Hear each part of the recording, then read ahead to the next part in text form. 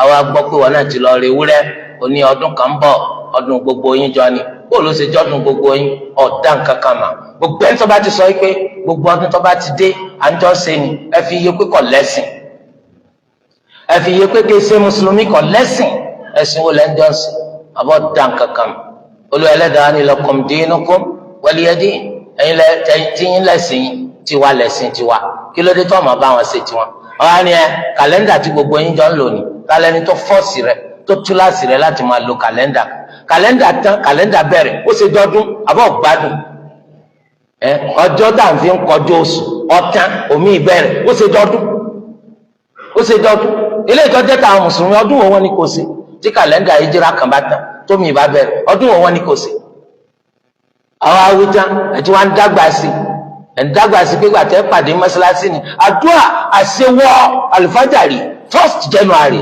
ọ̀gbádùn wàláhì ọ̀dá kankan mà ó ní àwọn ṣé kó wọn má musa ni dání kó musa kìsà sáàdánù ẹnìkan ní ẹ January February ló bí owó January February ló bí chẹ́ẹ̀kì ètò bí chẹ́ẹ̀kì olójà lọ́dọ̀ tàwọn ọ̀dá kankan mà January February náà kọ́ sọ̀gbà tó sì ájì January February kọ́ sọ Ramadan fún January February kọ́ sọ bí ìyàwó rẹ̀ ló ti ṣe jókòó kú lẹ́yìn ikú rẹ̀ akramakumullah òfin wa ẹ̀sìn Islam kò gbà wípé ká máa da lóru papọ̀ mọ́ sápà tó bá jẹ́ mùsùlùmí kó jẹ́ mùsùlùmí gidi tó bá sì ní ṣe Islam jẹ́ hàn pé wòye ṣe mùsùlùmí tẹ́lẹ̀tẹ́lẹ̀ náà Islam kọ́ ló bùkátà rẹ̀ ìwọ ló bùkátà Islam ìwọ ló bùkátà Islam wọ́n gẹ́gẹ́ bí ta nínú Islam tó fi sọ pé Islam ń bùkátà rẹ̀ owó lọ ná fọwọ́mú wẹ̀ ìmọ̀ lọ ná fọwọ́mú mà rẹ̀ Islam ò bùkátà rẹ̀ ìwọ ló ń bùkátà Islam gbogbo nǹkan tó bá ní láyé ìwọ ló ń bùkátà Islam torí de eléyìí tó bá fẹ́ tara Islam yìí sóríire àfi kó ṣe o báwọn ẹni ìṣáájú ti ṣe ṣe Ìmáàmù Malik ó ní gbogbo tí ó bá jẹ́sìn títí táwọn ẹbí fi fàyè lẹ̀ kò lè jẹ́sìn títí tá yóò fi dọ̀run òdodo ọ̀rọ̀ ni torí ẹ kíyè sára o kọ́ má jẹ́ pé àdádálẹ̀ àti ìranù àti ìrẹ́gbẹ̀ iná lọ́ọ́ ra gbálé tó fi kú lórí bẹ́ẹ̀ tó lérò pé ó kú lórí dáadáa nǹkan tó bá jẹ́ ti Islam ní kò mójútó níjẹ́ ó bá jẹ́ ti Islam mélòó ló tiẹ̀ mójútó nù nǹkan Islam gan àbáwa náà kọ́ ni bóòlù ẹ̀rí tí wọ́n mójútó Islam láwùjọ Yorùbá wọn ká Islam kún kankan níjọ́ tó bá wá kú àwọn òpònú kan á jókòó wọn là ń ṣe dàláìlù wọn là ń ṣe yàásín àwọn táǹbẹ̀yìn bídí àlásán tí ò nítumọ̀ akramakumullah mójútó Islam ẹ wàláhì ìwọ náà dẹni tó kú lọ́la wàláhì ní tó gbélé ayé ṣe ní ó kú ọkù kò sẹ́ni tó ní kí ẹni tí ń sọdún kọ́ má sọdún tiẹ̀ o kò sí gẹ́gẹ́ bí wọn náà ṣe tó láti sọ fún wa pé ká má sọdún tiwa ó tó bẹ́ẹ̀ ṣùgbọ́n má fi tiẹ̀ yọ ẹnì kankan lẹ́nu ariwo yìí pọ̀ ariwo yìí ti pọ̀ jù lórí kíni wọn nìkan wọn wà lù ní lórí kíni wọn ni à ń yálù gbé lọ́dọ̀ rẹ̀ ni ariwo yìí ti pọ̀ jù a máa ké látòru títí dàárọ̀ tó bá fẹ́ ké mọ́wùlẹ̀ sí gbòǹgbò sí ọmọ dákẹ́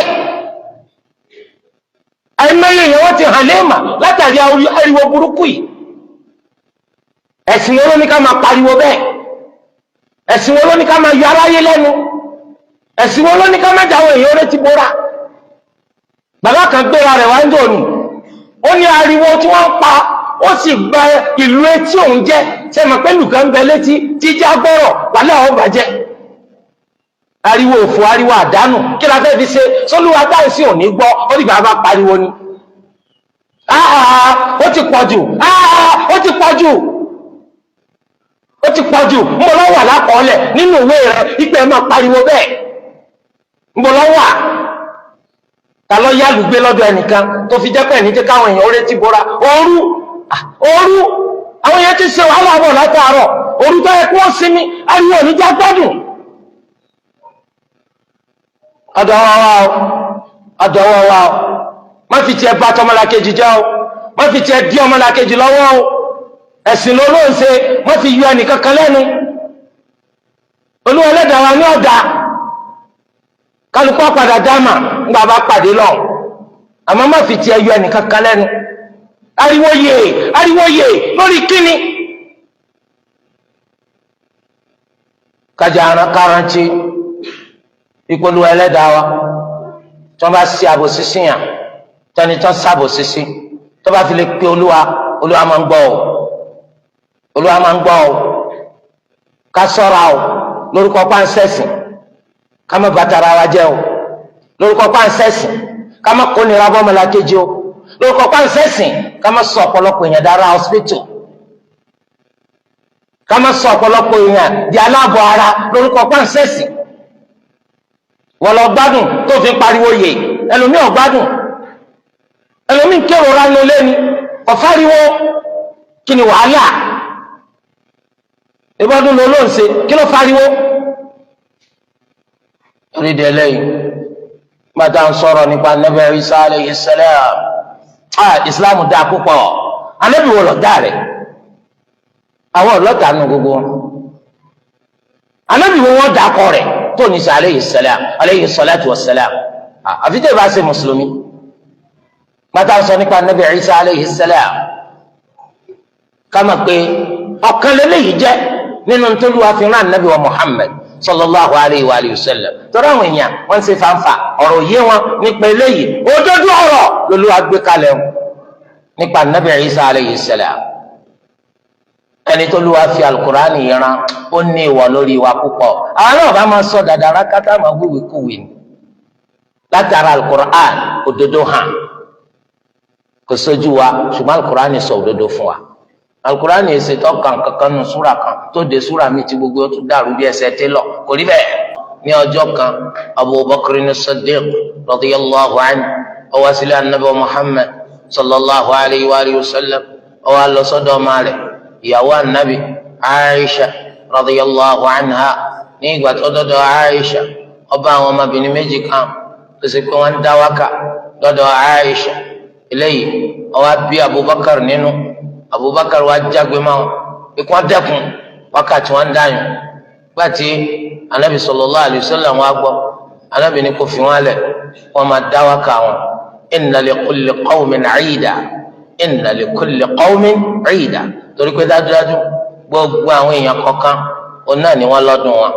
gbogbo àwọn èèyàn kọ̀ọ̀kan ni wọ́n lọ́dún wọn. ọdún tiwa lónìí. eléyìí túmọ̀ sí pé àwọn mùsùlùmí Olúwa Ẹlẹ́dàá wa ó fún wa láwọn ọdún tiwa. gbogbo yín náà lẹ́sìn ti dáàmà. Olúwa fún wa ní ọdún ìtúnu Ramadan kẹ́ bó ṣe fún wa ní ọdún iléyá.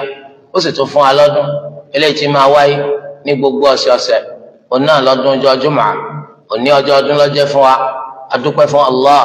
Olúwa fi wá mọ̀nà lọ sí ìdí táwọn aṣíwájú wa táwọn ṣìnà nípa rẹ̀. àwọn Yahudi wá wọn àrí mú ọjọ́ asabti làwọn mú. àwọn Nasara wá wọn àrí mú wọn ṣìnà ọjọ́ al-ahad òun làwọn mú. Olúwa Ẹlẹ́dàá wa fi wá mọ̀nà lọ sí ìdí rẹ̀. torí Ànábì sallallahu alayhi wa sallam nígbà tó sọ nípa abóluwa ti ṣe fi wá mọ̀nà lọ sí ọjọ́ Jumu'ah ó ní nahnu al-akhiruna al-awwaluna yawm al-qiyamah. àwa lẹni tó dé káyìn láti jẹ́ ní àkọ́kọ́ tó bá di lọ́la gbẹ̀ndà al-qiyamah. gbogbo àwọn èèyàn pátá ẹ̀sìn yòówù wọn lè máa ṣe àwọn náà lọ́dún wọn tí wọ́n máa ṣe nínú ẹ̀sìn wọn.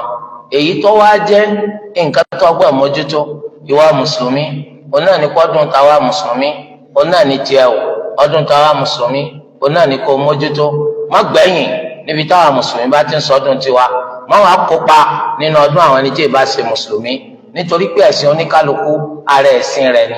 ọdún oníkálukú ara ẹ̀sìn rẹ̀ ni. torí ẹ̀ ló ṣe jẹ́ pé sọ̀látùl Jumu'ah àlá fẹ́ ṣe yí báyìí. ẹ rí i pé ẹni tí ì ṣe mùsùlùmí kò ní wọ mọ́ṣáláṣí wa bá wa ń bì.